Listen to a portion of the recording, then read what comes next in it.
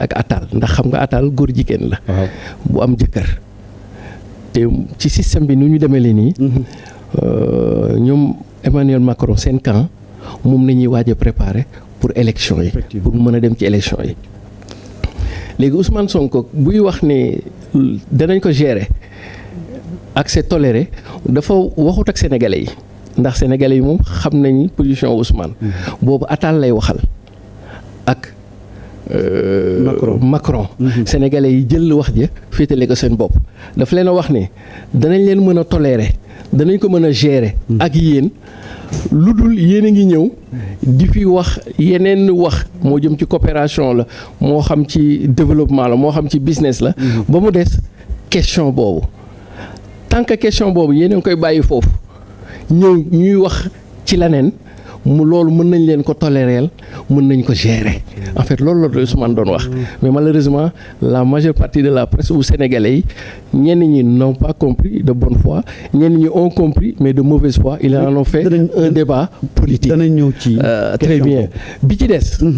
avant may dem ci Mélenchon Ousmane Sonko moo def exprès organiser discours bi ci université xam nga lu tax. parce que il a coupé l'herbe sous les pieds de Macky Sall. c'est-à-dire. Macky Sall et d'ailleurs faut le regretter. lu musul am ci histoire Afrique moo am un président en exercice pareeguloo sax sa exercice ñu lay nommer pour ngay dem di liggéeyal. beneen réew. loolu l'acte est vilain. jëf ji dafa ñaaw. à travers plateforme panafricaniste yi léegi nag très bien léegi nag Macky Sall lan lañ ko doon doyee ak 4PM yooyu mooy mu nekk ci diggante Afrique di dox ci diggante li ñu tuddee la France-Afrique. ak di dox ci diggante ce qu'on appelle le panafricanisme d'obédience souverainiste.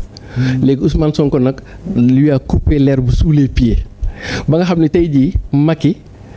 loolu ñu ko namee noonu bëggoon doon def du antu dootul mën a antu ndax dootul mën a demati fële est-ce que comprendre nga. su fekkee moom mën na dem ci waa France Afrique yi Macron loolu la ko doon doyee en fait pour que mu mën a rattacher ñaari camps yi. léegi Ousmane Sonko nag ci conférence bi mu def université coupé na kii bi léegi Macky dina mën a dem ci waa France Afrique maanaam affaire CEDEAO yi ngay dégg ak UEMOA ak yooyu mais Ousmane Sonko de stratégie mu def université tëjal na ko buntu ñële. waaw dootul mën a demati foofu. ñetteel bi. Ousmane Sonko wax ak Mélenchon dafa am benn extrait bu ndaw boo xam ni Ousmane Sonko mi ngi ciy wax Mélenchon est-ce que su ma la nee am na nu muy demee Ousmane Sonko. fal na Mélenchon prochain président de la France te Dakar la ko falee. gis naa ku ko bind tweeté. très bien gannaaw ba mu falee Diomaye. très bien dana fal Mélenchon. fal na xam nga lu tax mu fal Mélenchon. lu tax mu fal ko.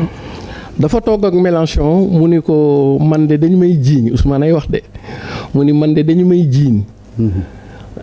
ne damay fal ay maire ne damay fal ay député jiiñ nañ ma sax. ne damay fal président ay président kon de yow falu nga njort naa ni noonu ñu ma ko jiiñee ba mu tombé yow it ñaanal naa la boo demee sa dëkk mu tombeek yow xam nga lu tax élection présidentielle yi passé dafa créer benn déclic en France. Sénégalais yi ñu ngi doon voté Bercy. C'était la première fois en Europe de laay waxuma la France ak yeneen dëkk yi ñu gis bu dee France file indienne bi demoon na ba 3 kilomètres. mais c'était la première fois en Europe ñoom ñu gis élection dëkk jàmbur citoyens yi di am engouement. ba mujj gi dañu mujj tëj bureau yi am na sax ñoo xam ne mu jotuñu voté tellement que bi dafa kii loolu dafa créer benn déclic ci ñoom. première chose. Deuxième chose Mélenchon xam na ni presque 80% patriotes yi nekk Europe ay citoyens dëkk ya ñu nekk la. te ñooñu dañuy peser. ci balance bi. Mélenchon nee na la moom du góor jigéen. mais day soutenir cause bi. lan moo tax muy soutenir cause bi pour benn souci politique la. waaw parce que ñoom borom ñaari tur yi ca France électoralement parlant ils sont puissants. très puissants. boo gisee Mélenchon njëkk a nekk tubaab député buy dugal loi bi. c'est que dafa bëgg a capter ñoom seeni vote. parce que xam na ni Macron mi ngi waajal attaal. léegi loi boobu bu jàllee la communauté danañu am benn redevance bu ñuy am ak Macron.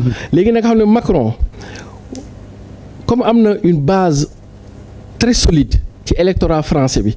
parce que non Mélenchon je veux dire parce que Macron dem na ba mujj gi français yëpp da leen a jaxase seen biir. waaw dafa jaxase France. léegi moom su amee ñi nga xam ne ils sont contre le système leur vote.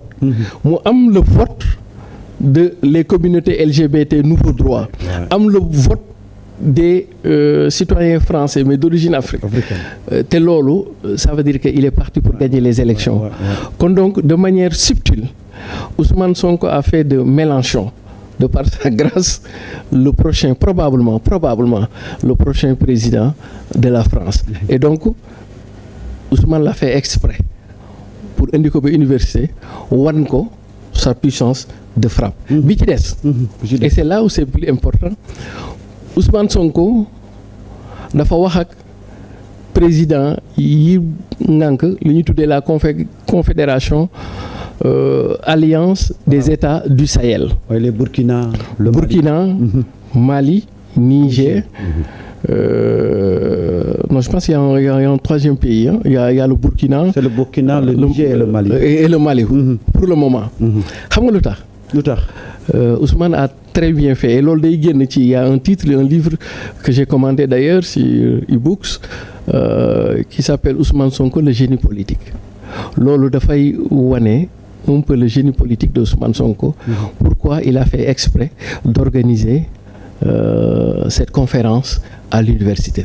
Xam nga Ousmane Sonko su organisé wul woon conférence bi ci université tëb rek dem ci dëkk yi xam nga Ousmane Sonko nee na la dina dem seeti leen. waaw su tëbee rek dem seeti leen kooku day symboliser Ousmane Sonko l'opposant politique bu venir au bout d'un régime.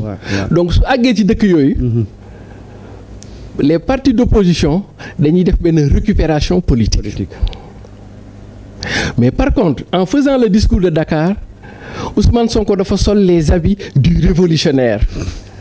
Et en portant les habits du révolutionnaire dafay rassurer le camp révolutionnaire des présidents qui dirigent les transitions dans ces pays-là.